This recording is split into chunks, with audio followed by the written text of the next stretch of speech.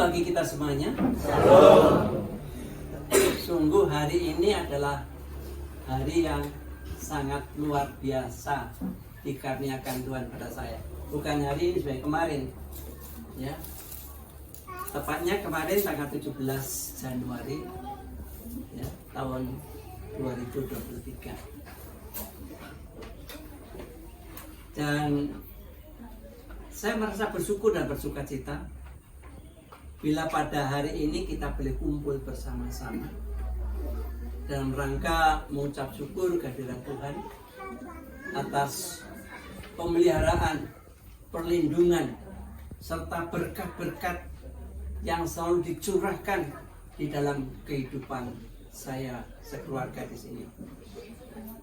Bapak, Ibu, dan saudara sekalian, saya teringat tatkala awal tahun 1980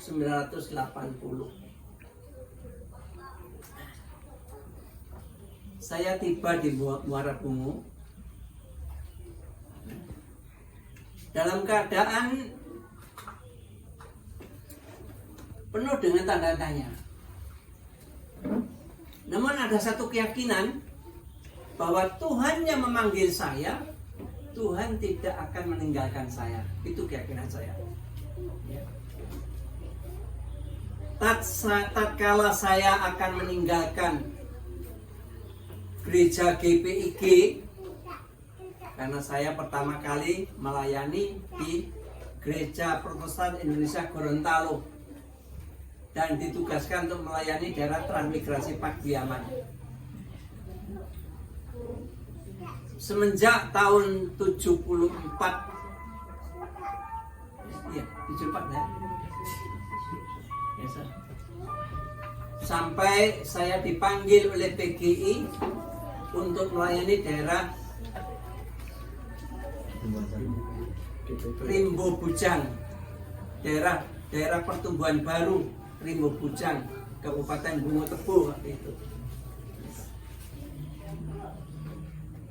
Nah, Bapak Ibu, tatkala saya meninggalkan Gorontalo dengan kapal Bogowonto waktu itu, kapal Peli Bogowonto, di atas kapal dalam perjalanan menuju ke Jakarta, karena saya harus ke Jakarta melapor ke PGI dulu. Saya punya bayangan kalau PGI yang memanggil saya untuk melayani daerah Rimbo Bujang ini, bayangan saya pasti segala sesuatu sudah ada, disiapkan. Baik gerejanya ada, rumah pendetanya ada, untuk perjalanan pelayanan ada. Itu ya, bayangan dalam hati saya. Maka dari itu dengan semangat ya, di dalam Tuhan pasti menyiapkan segala sesuatunya. Itu yang menjadi tekad saya. Namun Bapak Ibu, setelah sampai di pelabuhan Teluk Bayur, Padang, saya charter mobil untuk menuju ke Rimbo Bujang sekeluarga. Saya terdiri dari saya, Ibu Pendeta, Ibu, lalu keponakan saya Lis, anak angkat saya Yem, anak kandung 2, jadi 6 jiwa waktu itu. Perjalanan dari Padang sampai di Rimbo Bujang, dan kebetulan berhenti di tengah jalan untuk makan siang waktu itu.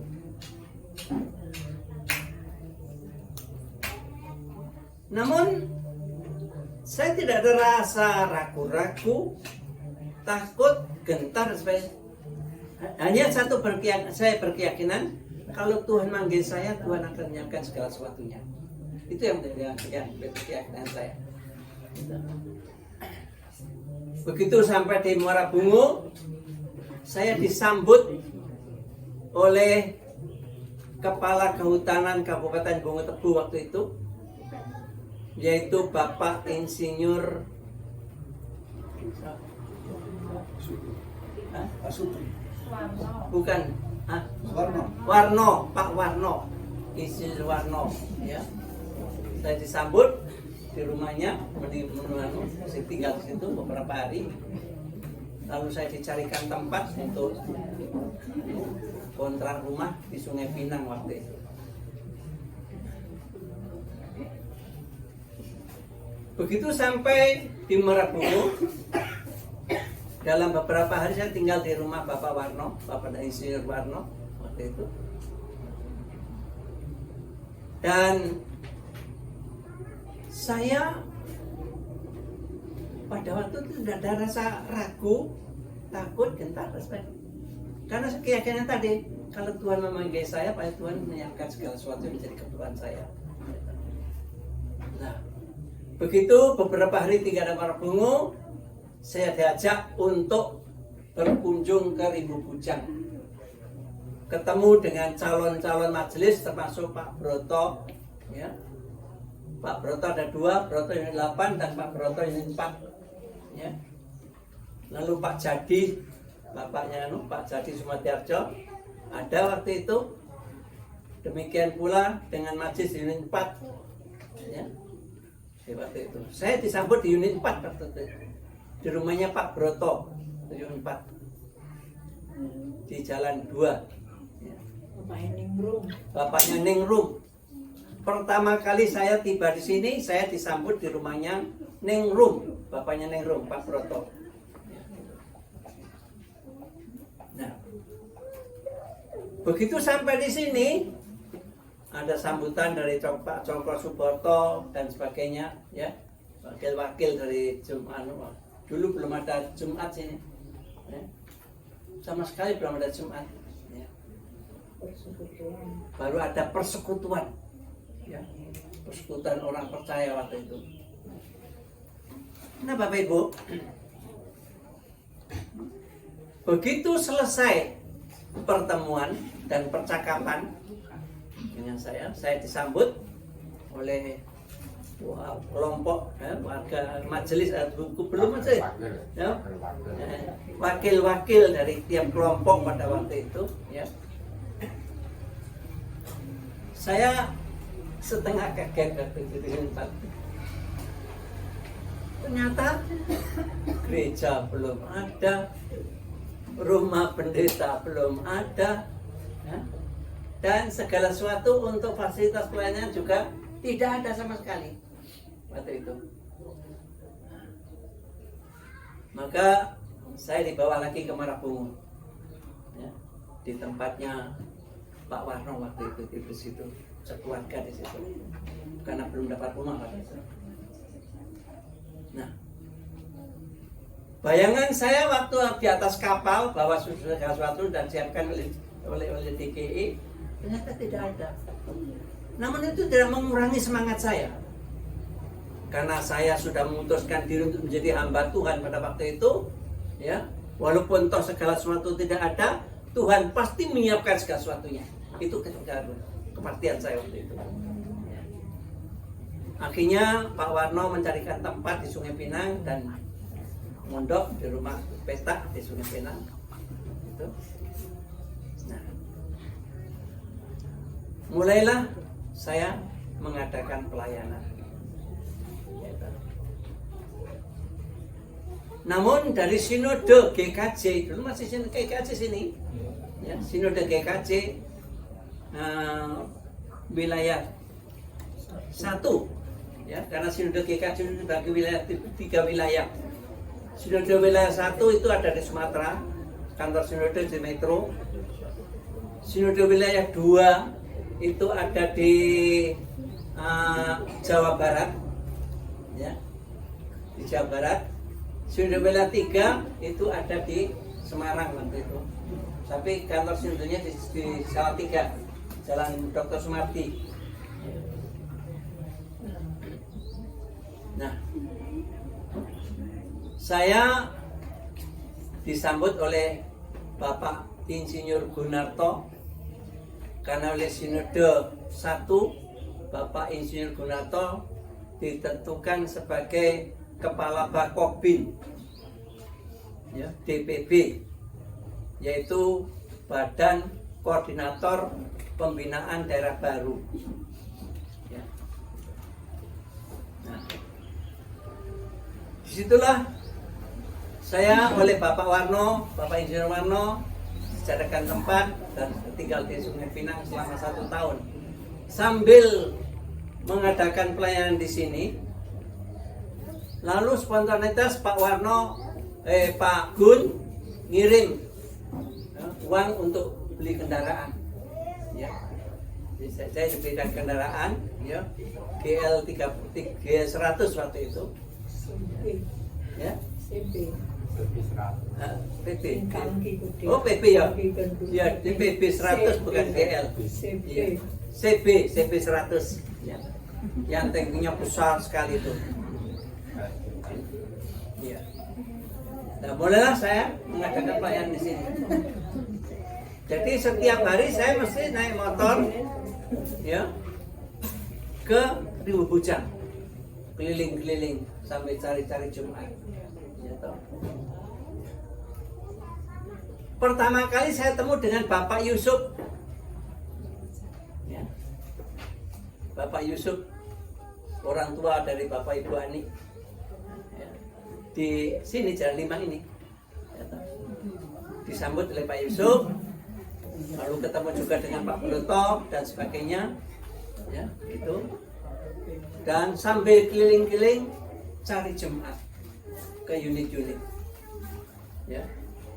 Dengar ada jemaat saya datangi dan sebagainya, ya. Sampai akhirnya jadi kelompok-kelompok. Ya. Yang pertama itu di kelompok unit 5. Disitulah warga jemaat yang paling banyak daripada kelompok-kelompok lainnya, ya.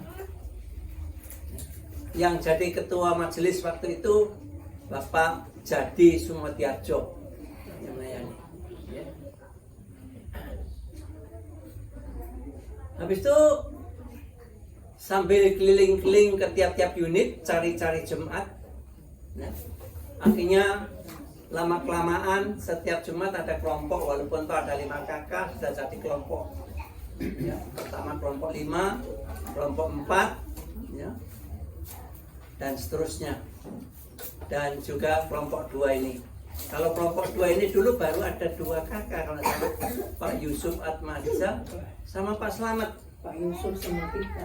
Oh iya, sama sih ya. Oh, Pak Slamet belum, zaman itu belum ketemu dengan Pak Slamet Irianto. Iya, iya.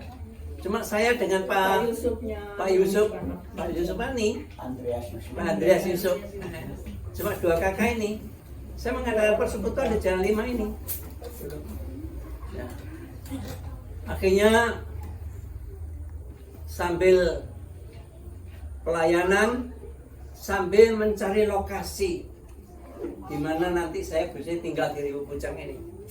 Ya, akhirnya Pak Yusuf memberitahukan pada saya tentang rumah Pak Bu Rangkut ini, ya. Bu Rangkut itu janda karena ditinggal suaminya lari ke Jawa lagi, ya. Anaknya masih kecil-kecil 3 orang waktu itu.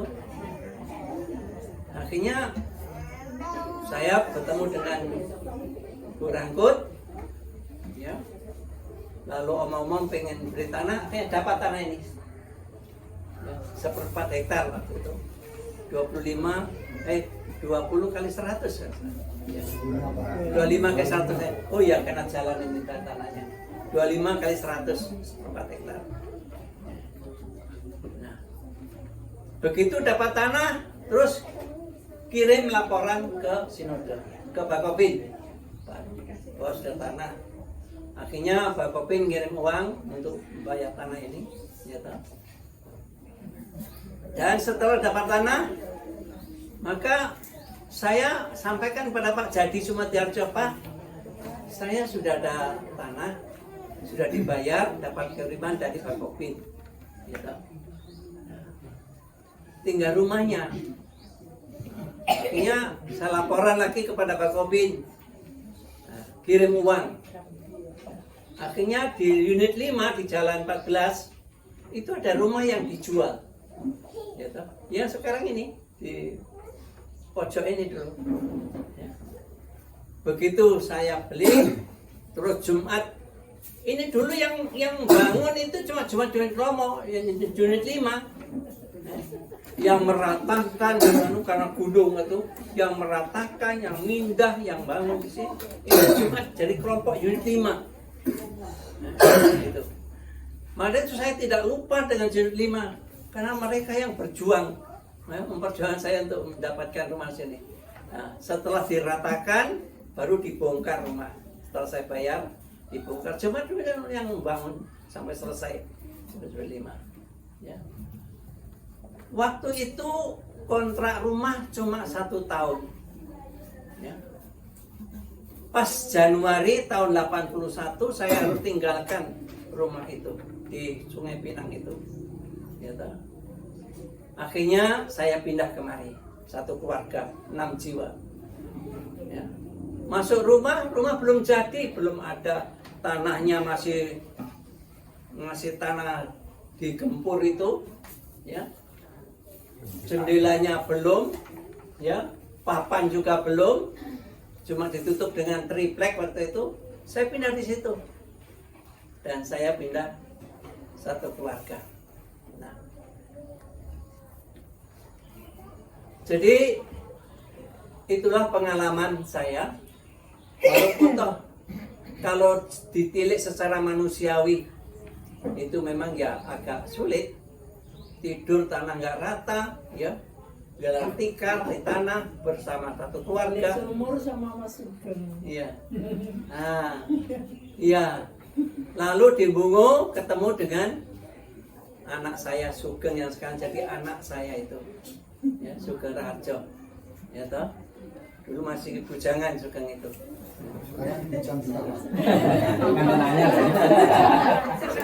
Sekarang jadi bujang lapuk.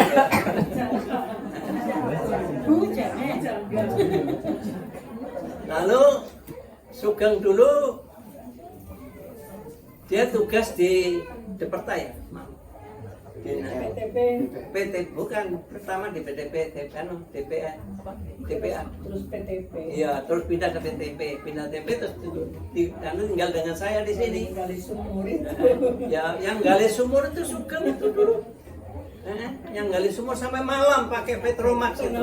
Saya dengan Sugeng. Sudah dia kerja kan. Karena dia malam siangnya kerja di PTP, pulang baru bisa bantu saya. Yang masang jendela rumah itu juga Sugeng itu dulu. Sampai kerja, sampai masang. Kenapa Sugeng?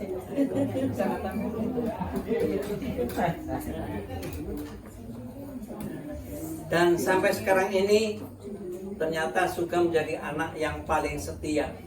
Walaupun anak kandung saya tidak ada, tapi saya masih punya anak yang Sugeng terus.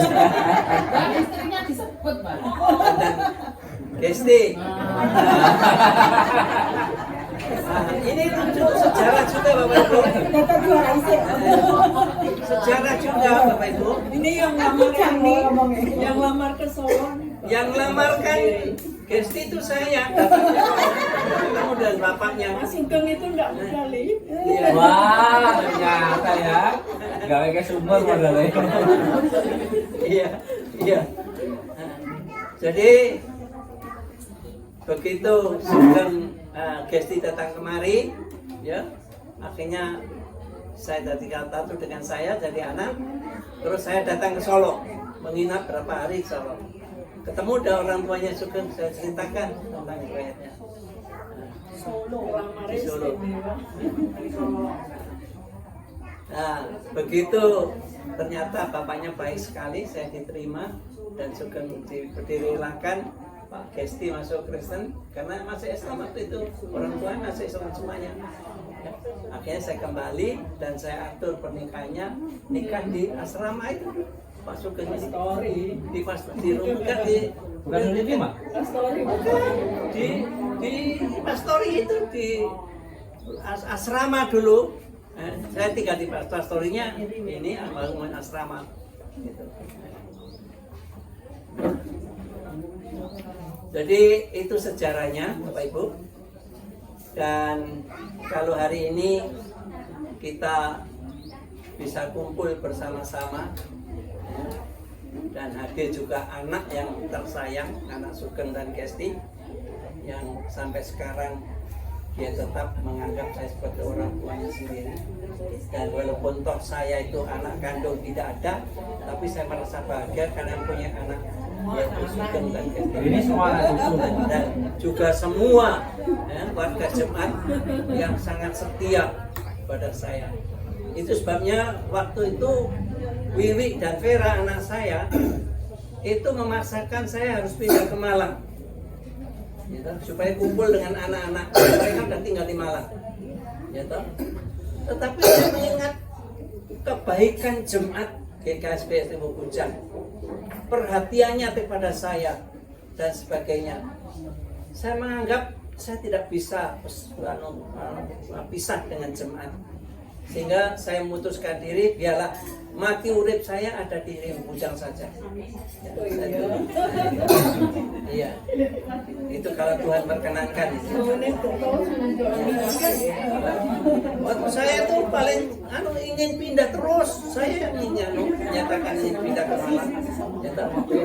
Tapi setelah demikian saya merasakan hubungan antara Jemaat dengan batunya itu baik sekali dan perhatian penuh dengan saya, maka saya tidak menghilangkan apa yang dinyatakan oleh Jemaat kepada saya. Dan Jemaat saya anggap seperti keluarga saya, kandung saya sendiri. Itu. Jadi itulah kesaksian yang sempat saya berikan kepada Bapak Ibu, ya. Semoga hubungan baik antara saya sekeluarga dengan Jemaat diberkati Tuhan dan berkenan di hati Tuhan, serta makin hari makin terimpuls sedemikian rupa sehingga nama Tuhan dipermuliakan dan ditinggikan. Ini yang penting, ya. Saya kira demikian penyampaian saya.